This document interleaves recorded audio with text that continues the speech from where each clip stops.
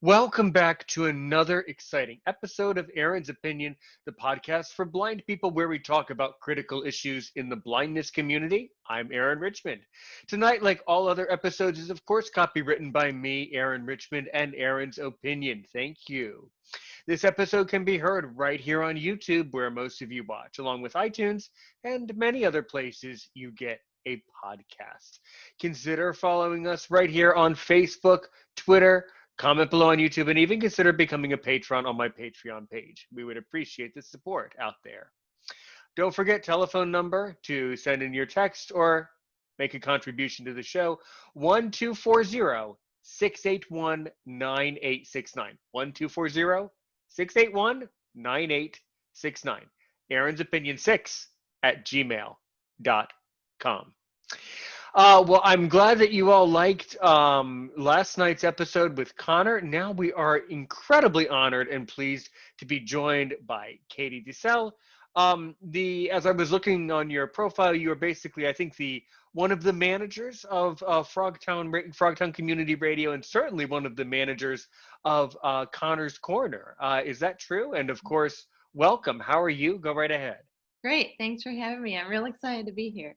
That is true. That is all true. I am the producer for Connor's show. I would say Connor is more the manager. He kind of runs the shots over I there. see. um, Okay, so you're the producer. Excellent. Wonderful. Mm-hmm. and then I am one of the co-owners and managers for the radio station, Excellent. Frogtown Community Radio in St. Paul, Minnesota. WFNU. 94.1 FM. That's correct. Yeah. Very good, very good, very good. But jokingly, on my last episode, I was saying that I think I can hear that radio all over the country because the power of Facebook is so strong. It doesn't matter that that station does not have a very long range, as Scott was explaining, right? It That's has its Yeah, it's a local station for I guess the local St. Paul area, I guess. Mm-hmm. right. Yeah, Frogtown is a neighborhood of St. Paul, and Ah. it's the most economically and racially diverse neighborhood in St. Paul. So we're very diverse in so many ways. But we are a low power station, which means that we are a 5 mile radius of a certain intersection in the Frogtown neighborhood. Huh, fascinating. How did they, when the station was developed and built and established, how did they determine that that station only has that radius? Is it something, who is the determinant of that? What do you think? So there was when Obama was president, he opened up the airwaves for communities of color and low-income communities to apply for a low-power license. So we specifically applied for this low-power license, and that the reason they wanted to do that specifically in these neighborhoods is to keep the neighborhood connected. So we kind of focus on stories within Frogtown rather than stretching all the way out to Minneapolis across the river. We are just kind of focused around what is happening in our neighborhood. And then most of our volunteers who are DJs or hosts like Connor on the show, most of them live in the Frogtown neighborhood. Perfect. Of course, I'll get back to Connor's Corner in a moment, but actually, one of the most interesting things, or one of the many things that interests me about having you on my podcast, is I love having people on this show who help other podcasters to get into podcasting and get into radio. And I think that's one of the businesses that you own and operate, some sort of a business where you help people get into radio and podcasting. Tell us about it. Yeah, well, I think I have two different things. I have an audio production company called Sounds Powerful, where I consult on podcasting as well as editing. And so one of my favorite things about creating podcasts and creating radio is editing. I just feel like you can do so much in editing. If like the recording was so, like there wasn't a lot going on in the conversation, there were some lulls, like you can always spice things up with some sound effects, or just the editing helps create the tone and the theme. So that is really one of my passions, is creating content that people like to listen to and helping people create content, whether that be through consulting them on podcasting or just editing for them or teaching them editing. So good. There are several people on my private WhatsApp group who are also podcasters themselves. And several of them have asked about this very thing, editing help, and getting, more information about how to improve their podcast. So I think I know several people who will benefit from your company and your knowledge, and I tremendously appreciate that. That is so good. Now, what about though you do um, specific work that helps people with disabilities to get into podcasting, I think, right? Yeah. Yes, that's correct. Right. Yeah, so that kind of came for, I've been a PCA, a caregiver, for since I was a teenager. So for many years, and I still do that part time. And so when I started managing the radio station, there was, a lot of community radio and low power. We are funded mostly by grants. So a lot of that work was looking for grants. And one of the projects I came up with was to pair my love of working with people who have disabilities to my love of radio. And so the program is called Here I Am, HEAR, Here I Am. And so we teach people with any kind of disability. It doesn't have to be a developmental disability. It could be a physical disability, just some kind of a barrier that they've experienced that, maybe typical radio hosts don't have. So the goal of the project is to give people who have barriers to the broadcast industry or radio industry a platform and the knowledge and the skills to share their voice. Because I noticed when doing working at another radio station, I did some small radio documentaries on like the local Special Olympics groups and some of the different people I was working with. And I always felt like, well, they should be telling the story. It shouldn't be me telling the story about them. So this is a chance for people to take kind of narrative control over their own story and tell their own story rather than having it be told about them. Funny you say it that way, because I completely agree. One of the complaints in the blindness community specifically, and I'm sure in the communities you deal with, if you've seen similar, but in the blindness community, there's so many stories that have been produced by the media around the world about blind people. But the problem is that a lot of these stories, in many cases, only focus and fixate upon the person's disability and blindness.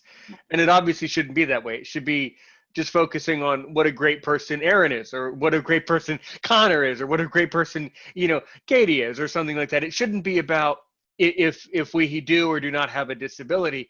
And that so many of these documentaries get so hung up on the fact of disability that they don't really say anything else. And it really, as a blind person, I can speak for the blindness community.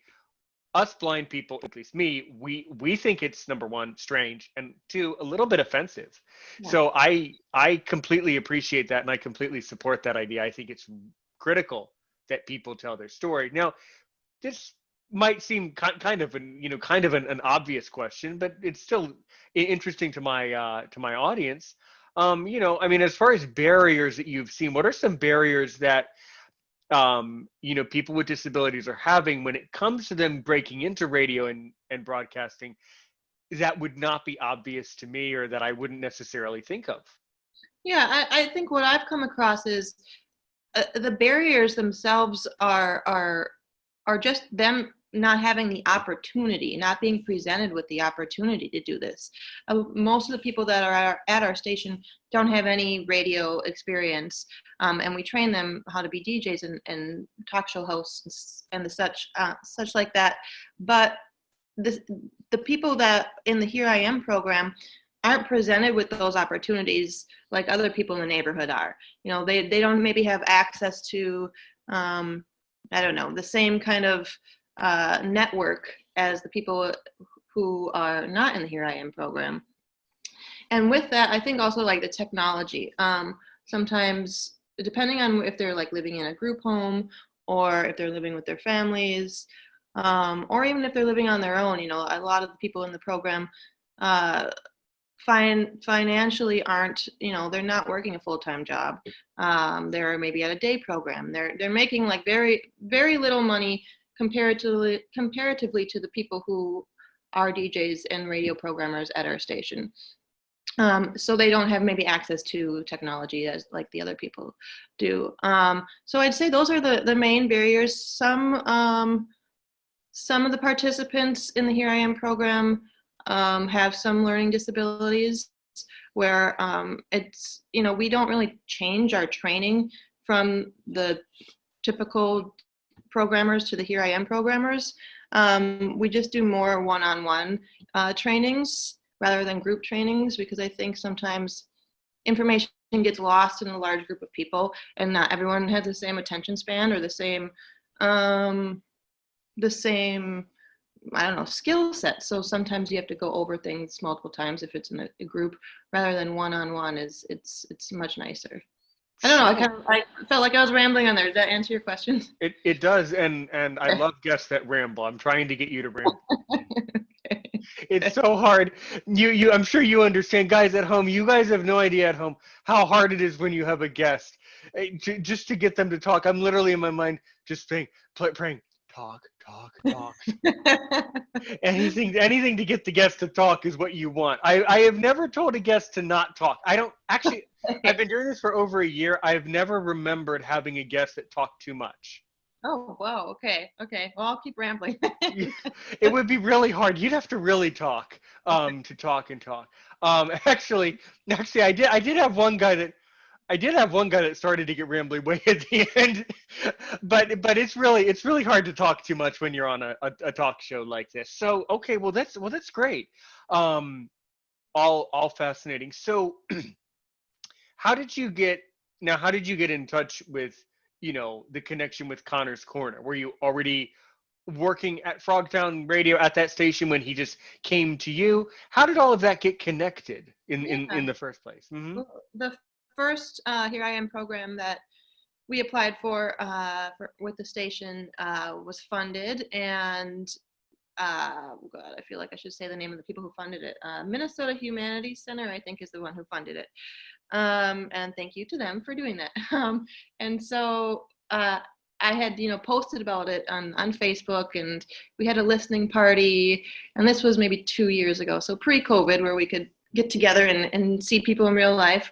And so it was kind of a big deal, it was like this cool, there was probably 10 participants, and at the listening party, all of their family and friends came, and we rented out the space. We had a stage, we had pizza, we had t-shirts. It was really fun. So I invited, a bunch of people I knew and a bunch of people that I used to work with, and my family and friends. And one of those people, he wasn't able to make it, but one of the people I invited, his name is Dusty, and he is a teacher at a transition program. So like after high school, a lot of people with developmental disabilities go to this school as kind of a college, and it prepares them for life beyond high school.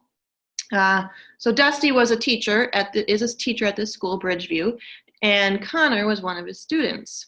And Dusty had a ham radio or something in his classroom where Connor got really interested in it.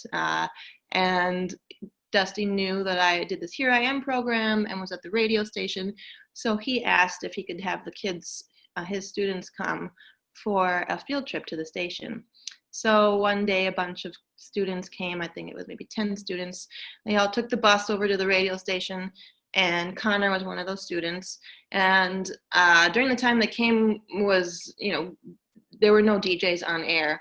So a lot of the students were able to talk live on air for the first time. And I specifically remember Connor because he had a sheet of paper with like the baseball scores and different sports scores that he was reading off, and the weather. Reading off live on air.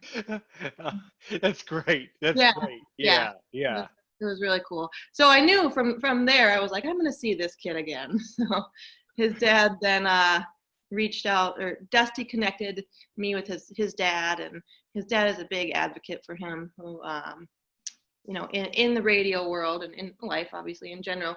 But his dad really pushed for him to have a show on the station. And we started, I'm sure you know this from doing a show with them, but we started just over a year ago. We just celebrated our 1 year anniversary. And Connor's so much more comfortable on the microphone, and he's sometimes he's got a little bit of a big head. He wants to give out autographs a lot, and but it's great. It's great. He's interviewed a lot of people in the Twin Cities, and this is just in the first year, and he's improved so much, and it's just really fun too. It always is. And I know I'm definitely repeating myself, but it's important, like, really, for me as a blind person. Actually, let me back up. Even if I was sighted and I was watching the show on Facebook, I still love it. There's just something so effective about the way that you guys run the show, and it's so enjoyable, and it's just positive. Yeah. It just makes, just like me having my own YouTube thing and podcast, it helps me feel better just to know that I'm helping you to tell your story and to make the connections and all that. That's cool.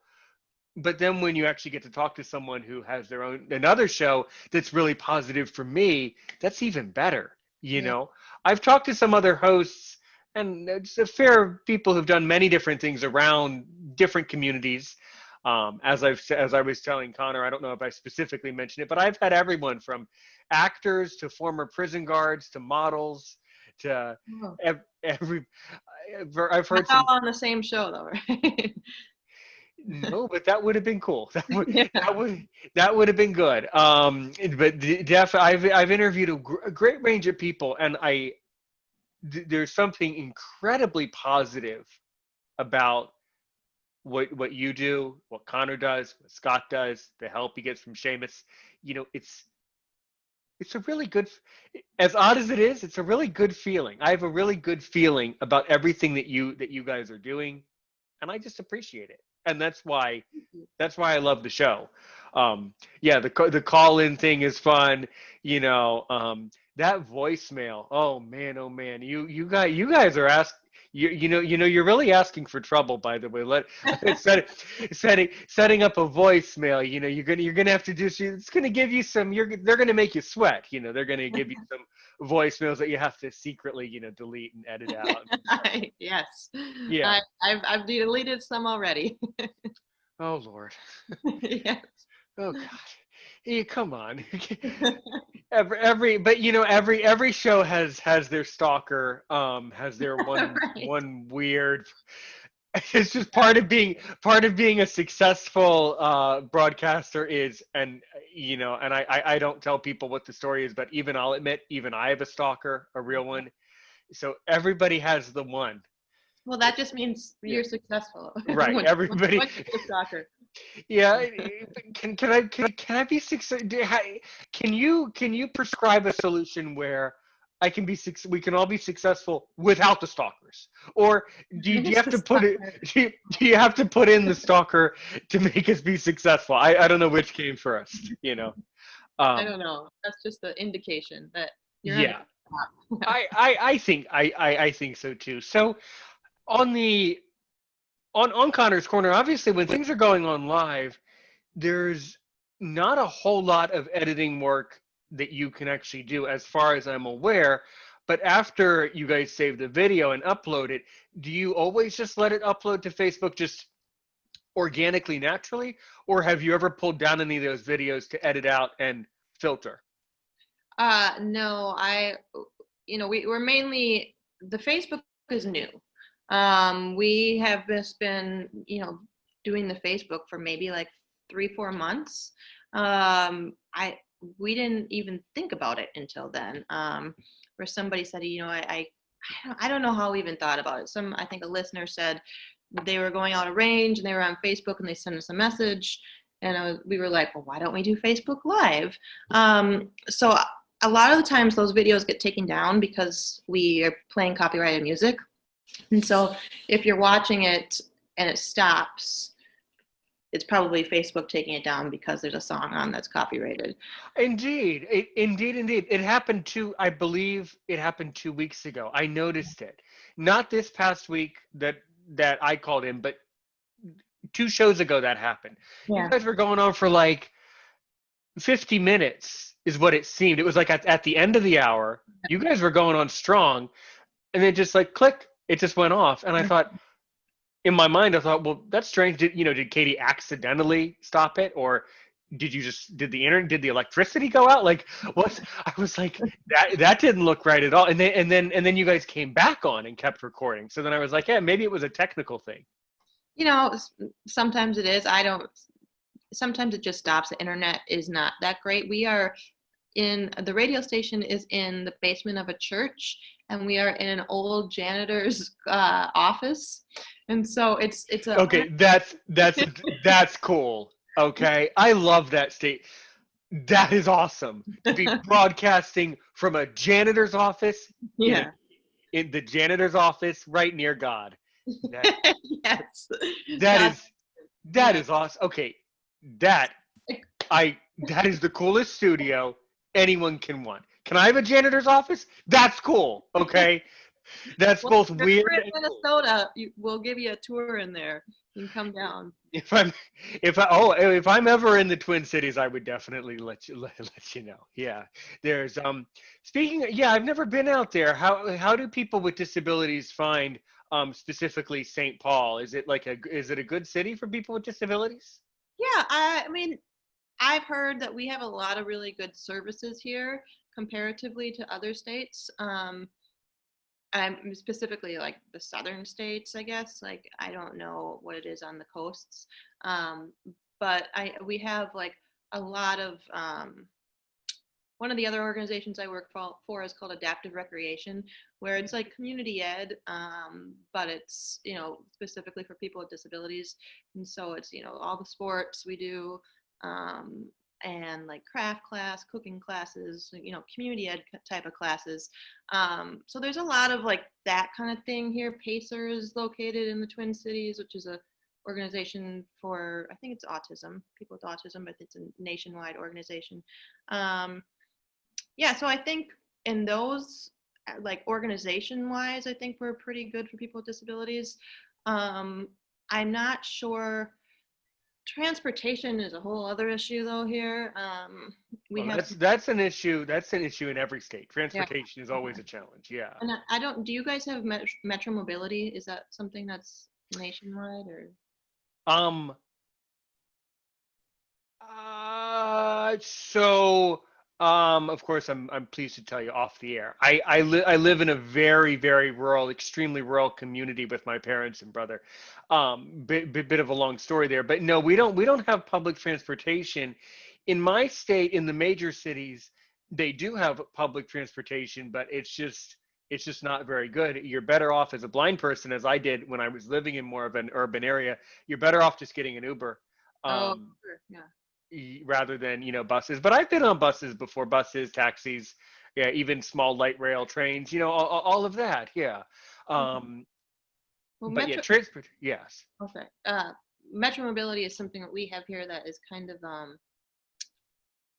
the mixed reviews on it. I will say, with being politically correct, that we have it's a Oh, it's a oh, cat.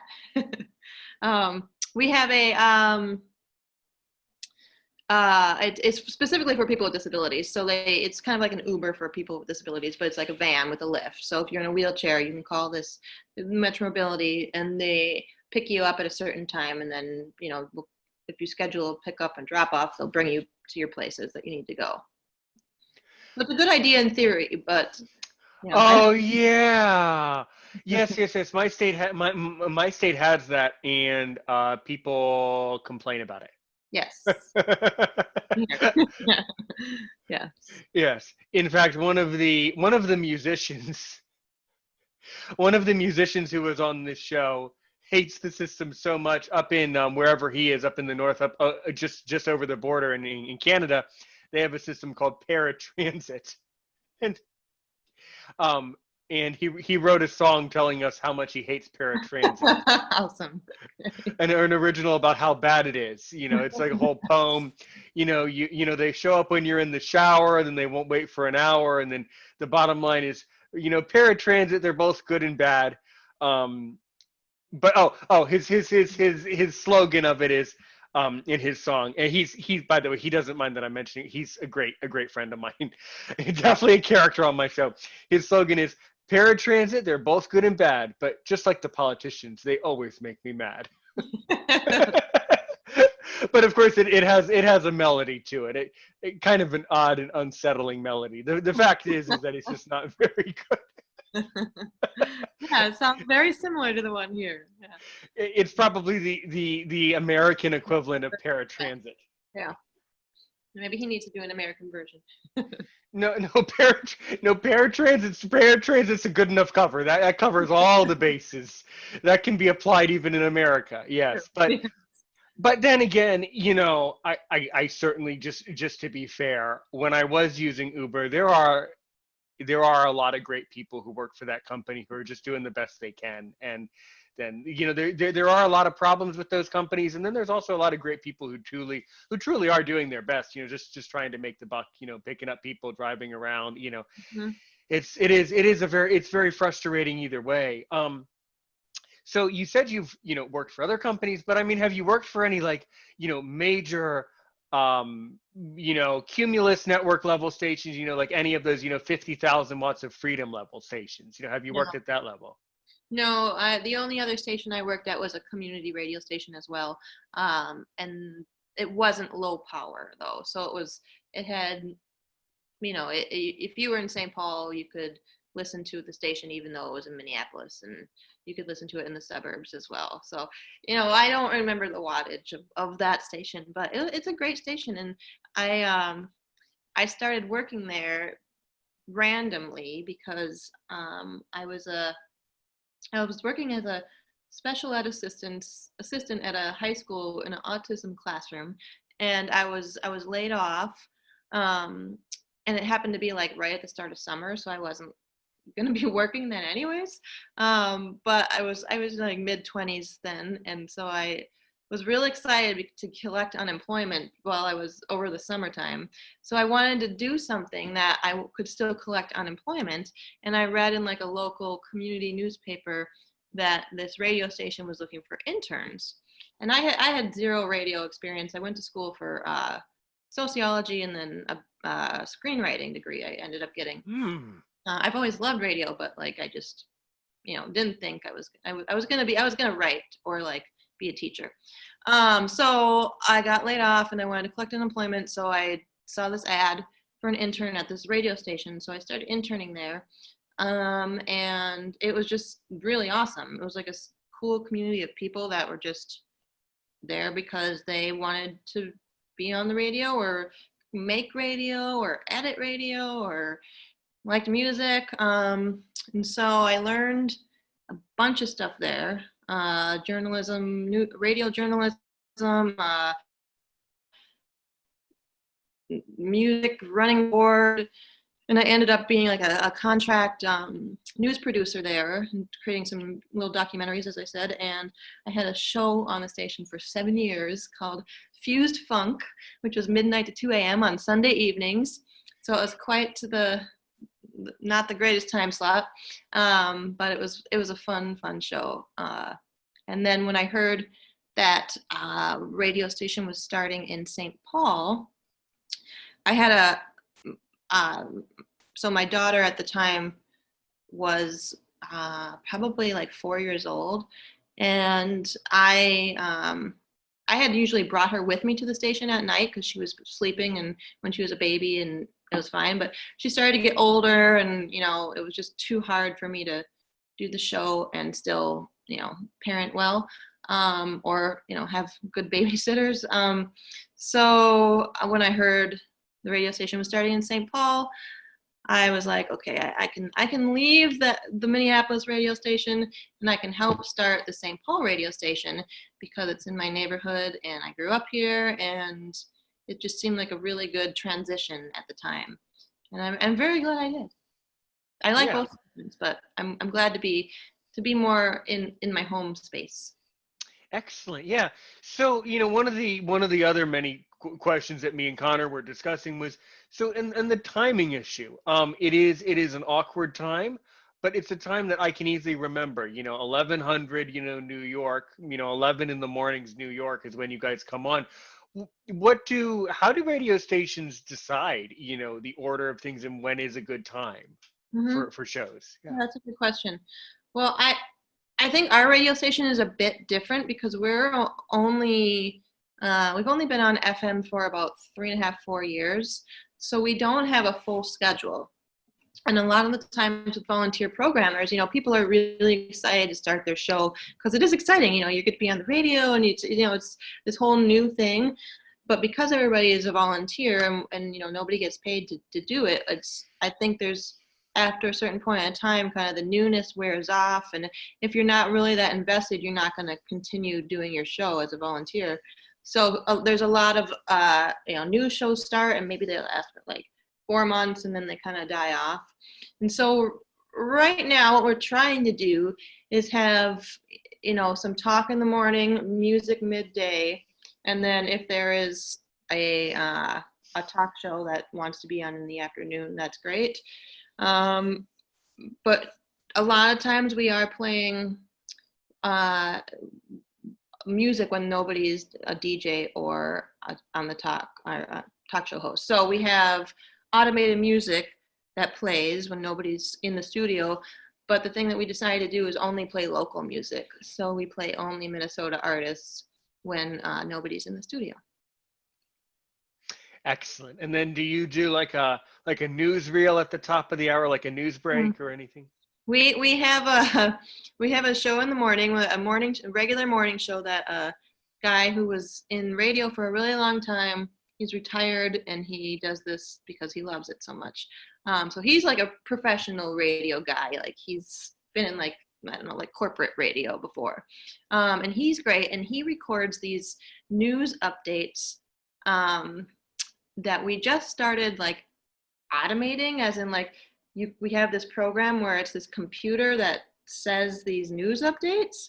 So the guy will research the news updates and type them into the computer, and then he can pick the voice. It could be like, it's kind of like Siri. You can like choose like, if it was like an Australian lady or like a British guy that reads the news updates, and I think it's at noon every day. So we don't have everything like on the top of the hour, but we've got it midday. That's good. That's cool. Yeah, yeah. Although I would have to wonder though, wouldn't he want to voice the news with his own voice? Wouldn't it be more exciting with his own voice? Or Yeah, why does he? I think he does, but he's just on the station a lot. So we're trying to get other voices, even if it's like automated. I see. That's funny.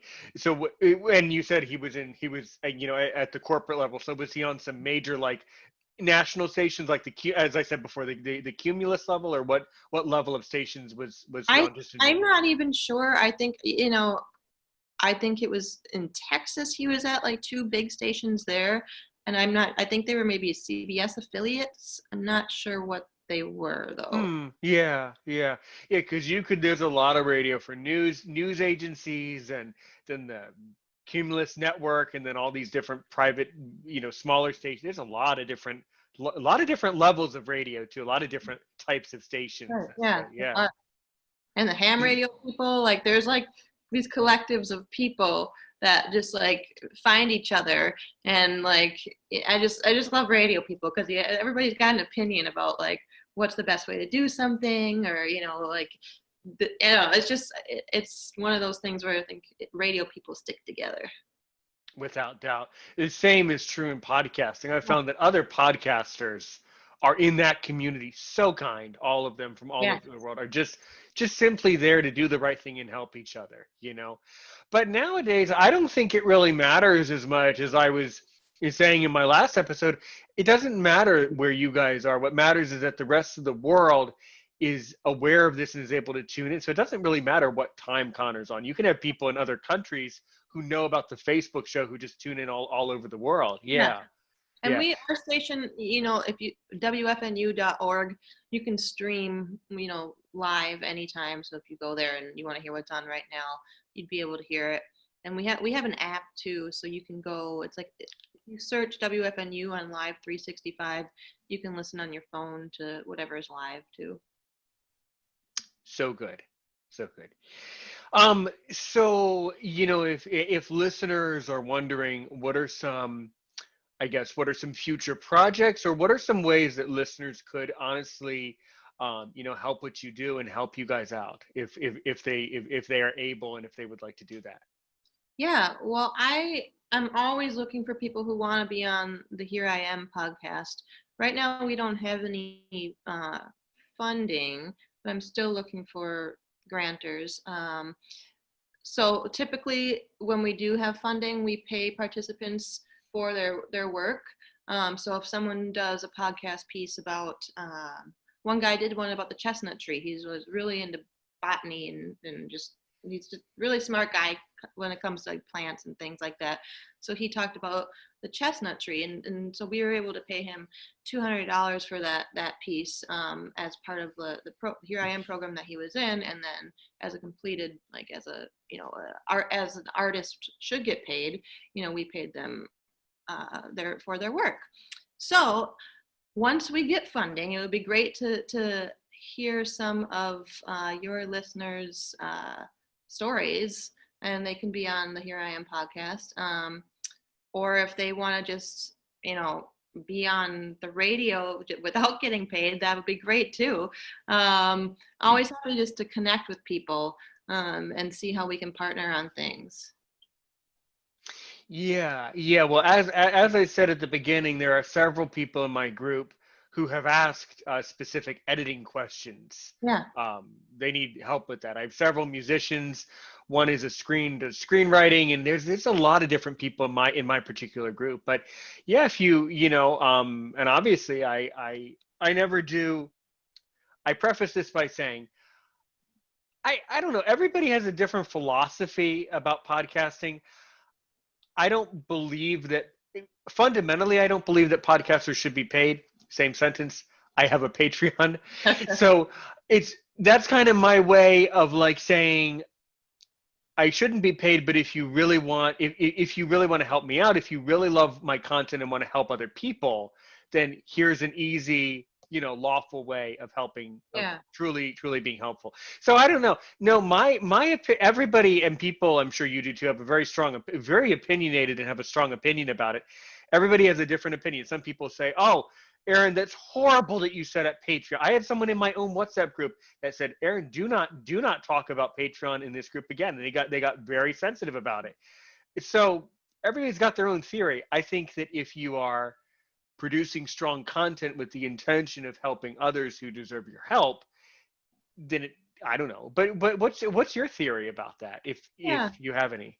That's a good question. I am a fan of people getting paid for what they like to do, and if they're contributing to the wellness and the growth of other people, I think it's even better. Sometimes, I listen to a lot of podcasts, and sometimes you have like the big people, you have like Joe Rogan out there doing his thing, and like, I feel like those people, they don't need a Patreon. They don't need any more money. But people who are, starting out, or people who are like doing something that's really for other people's benefit, plus it's a passion for them.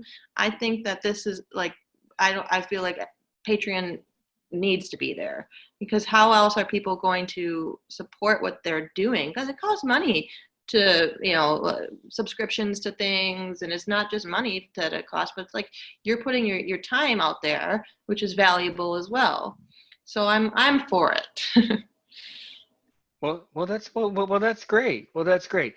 So yeah, if people want to help you guys out, what are some, so where would they go to now? Not so much my private group, but I mean just the overall audience.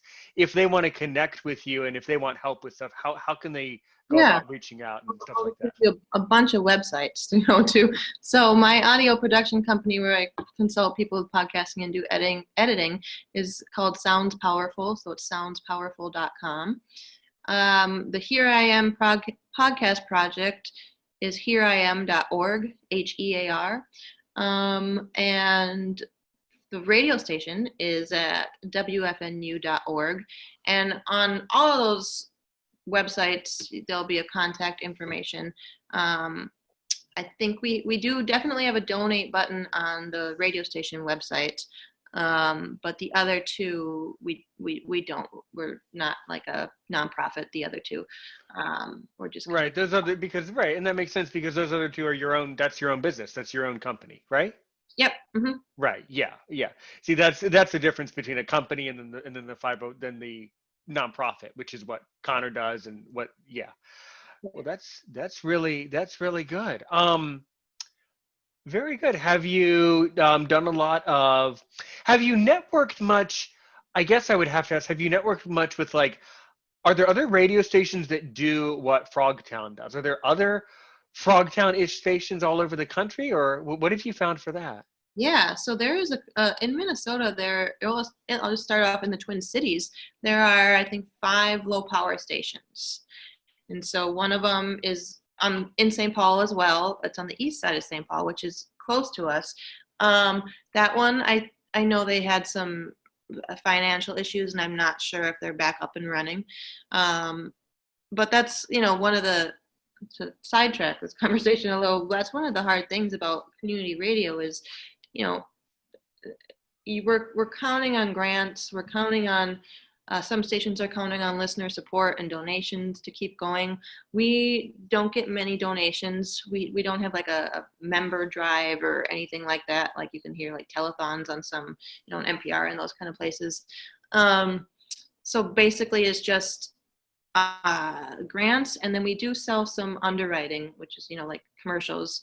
We can't technically call it a commercial because it's a community station, so we call it underwriting. It's just one of the many little rules that go along with community radio. So a lot of these low power stations are struggling because they don't have the large listenership like some of the like NPR. And they don't have the donations from their listeners. So there are, I think it's 4 or 5 in the Twin Cities. One in Minneapolis is doing pretty well.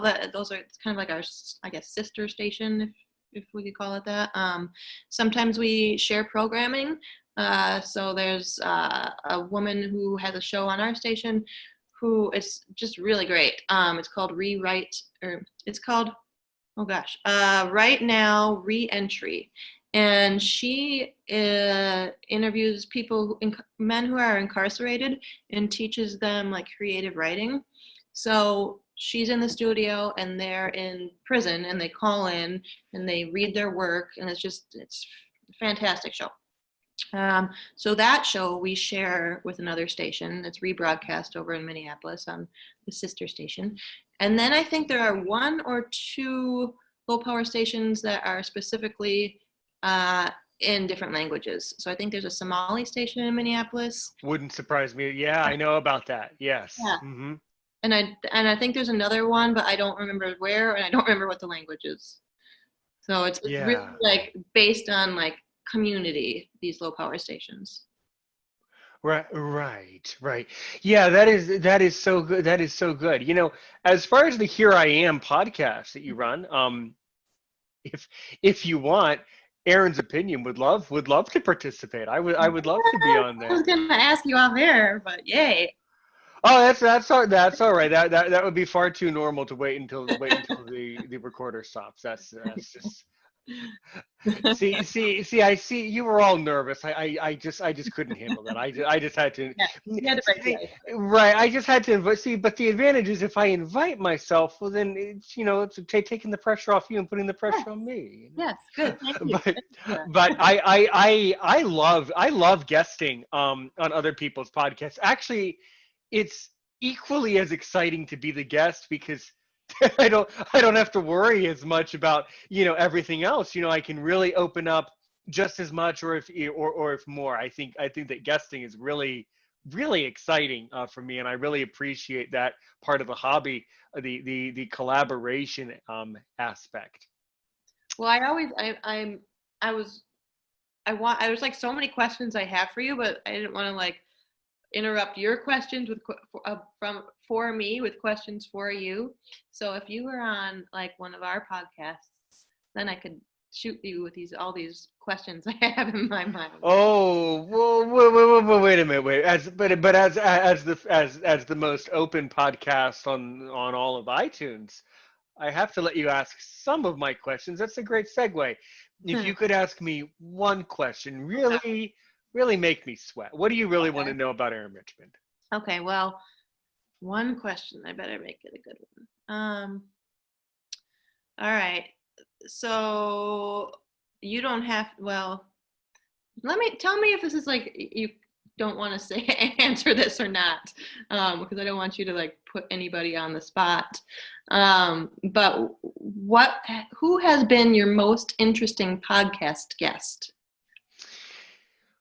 I interviewed two of the best answer of all, um every episode. I've had some crazy stories, stories that were from all over the world, every walk of life, from prison guards, who are now dealing with. But so most, if you go back to my podcast and you scroll through the content, the vast majority of it revolves around guests who are blind and people who have disabilities in the community. For the record, you're always welcome here. Sighted people are welcome here. Everyone is welcome on Aaron's Opinion, but most of the audience are already blind. And I'm finding that people who become blind later in life really have a lot.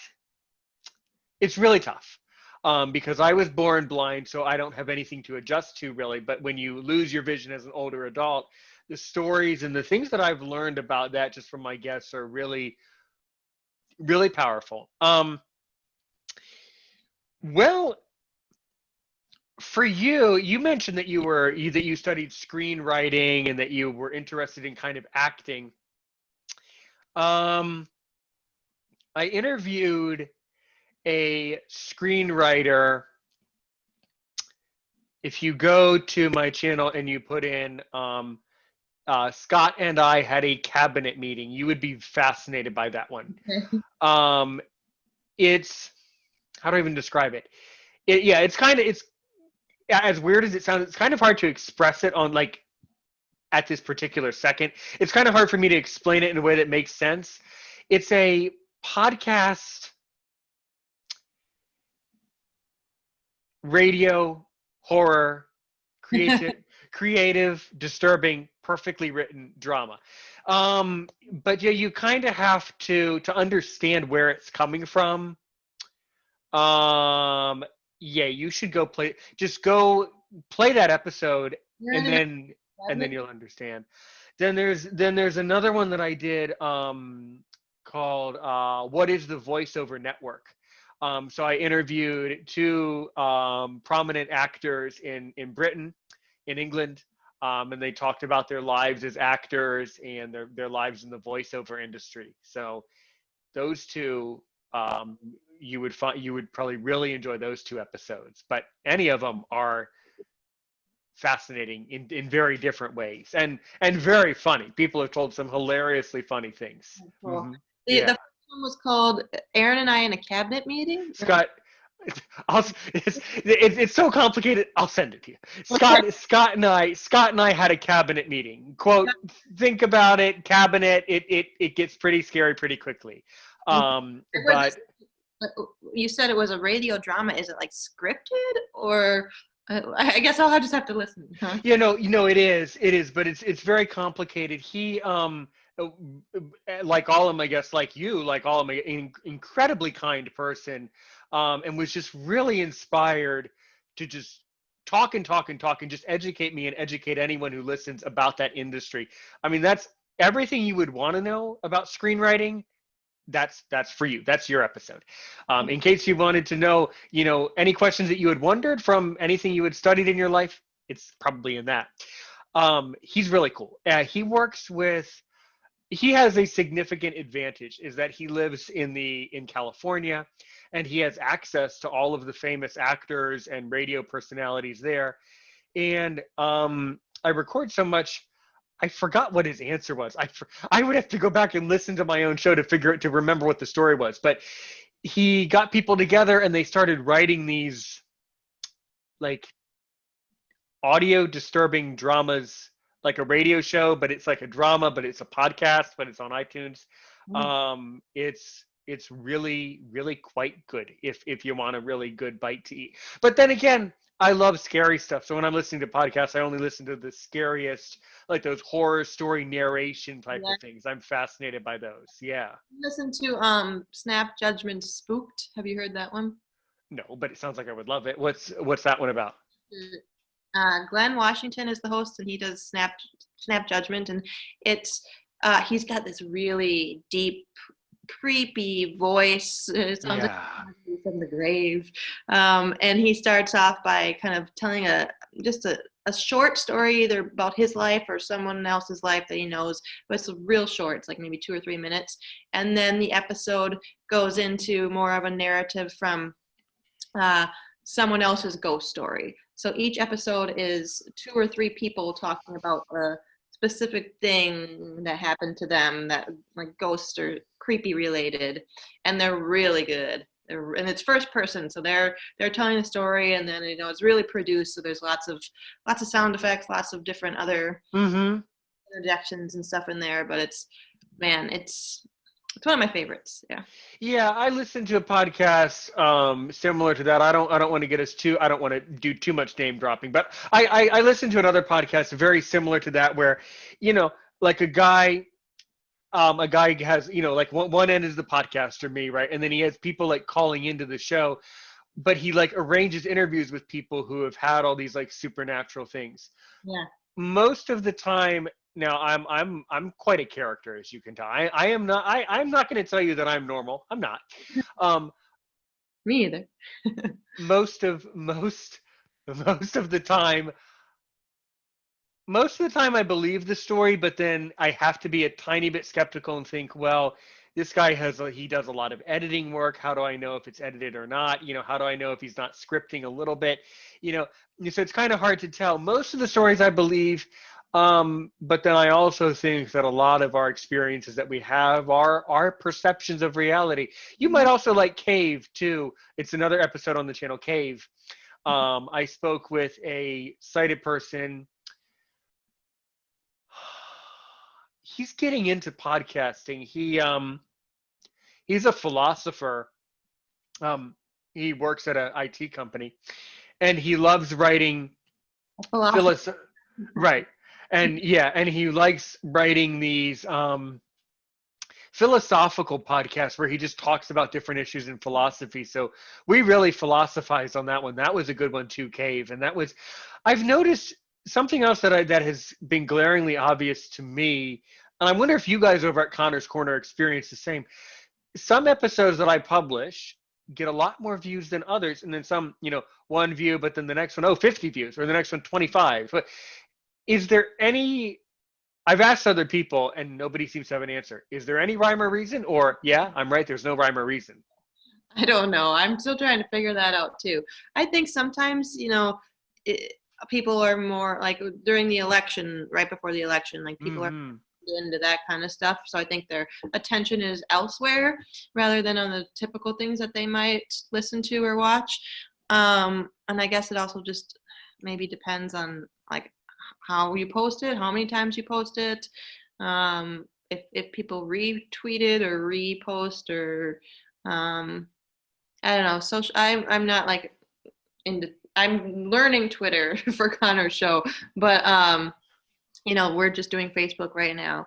But I think the more you can put out your show on different platforms, the more obviously people will see it. I don't know if they'll actually listen or watch, but at least they'll know that it exists. Yeah, that's not entirely, yeah. And don't, and certainly do not worry, please do not worry about that either, because I'm not convinced that just because content is shared, it doesn't mean that it's consumed. And I'm not sure there is rhyme or reason to it. I think that I think some of it is luck. Some of it is luck about who's on the other end, ready to read or ready to listen, I think. Yeah. Yeah. And then if you get like one person to share it who is, yeah, like a local celebrity or something, and they have a lot of people who follow them, you're going to get a bunch of hits just because someone, more popular than you shared it. Yeah, that's the trick. And what I'm finding with my Twitter when I tweet out the episodes, I do it manually now. It depends on who else is following you and specifically who they are. Are they companies who are following you? Are they individuals? Are they people in your industry? Most of the people who follow me are other journalists, podcaster types. And yeah, and it's all incredibly interesting. Well, Where, yes, what? I was just going to ask, where do you post? What platforms? Facebook and Twitter. Okay. And then I even had a hilariously funny thing happen when I was recording a couple nights back with a guy who runs a company that helps people to start podcasting. He at the end he gave we both laughed hysterically. He gave out his website, but he gave out the wrong address. So he admitted, yeah, he said, I just gave out a website that doesn't exist. And then he corrected himself. And then when I was doing it, I accidentally said, don't forget you can follow Aaron's opinion on Instagram. And then I caught myself. I don't have Instagram. It was hilarious. There's no Instagram for my show, and there's no fake website that goes with his show either. It was weird. It was weird and really funny. So what are some maybe one more really interesting question? Okay. Okay. I'm on the spot. Okay. Oh Who yeah. would be your dream interview? Like, who would you want? Like, if you could get anybody on your show, who would you get? Who can you arrange?